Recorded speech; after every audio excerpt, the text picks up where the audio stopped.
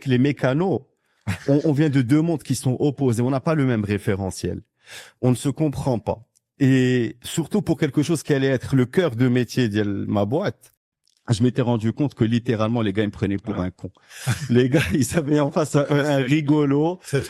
Ils parlaient même pas arabe. Ils disaient c'est français. J'ai passé 12 ans à l'étranger. Comme disait l'arbitre ديالك معكله.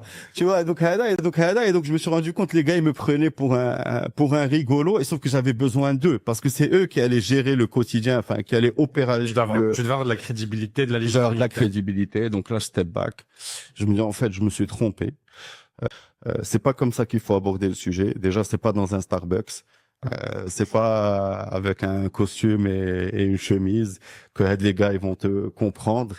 Et donc j'avais un besoin d'assimilation, un effort d'assimilation à faire auprès de ces gens-là. Donc là, je vais à l'OFPPT, donc l'office de formation professionnelle. Donc c'est de là que la plupart des mécanos sont formés.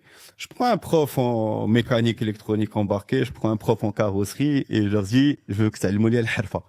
Je leur dis je veux apprendre, je veux devenir le premier expert automobile de Kiffel. Mais non. Et donc j'ai fait ça pendant plusieurs mois. Donc je me suis formé à l'inspection automobile. Donc à la fois du terrain, en passant du temps donc dans des garages avec des mécanos, avec des formateurs, et à la fois en benchmarkant à l'international un peu c'est quoi les process, c'est quoi les checkpoints qui sont faits par les acteurs établis quand ils veulent inspecter une voiture. Et le point déclencheur, je me suis dit ça y est, maintenant c'est bon, je peux démarrer. Donc je reprends un cycle d'entretien.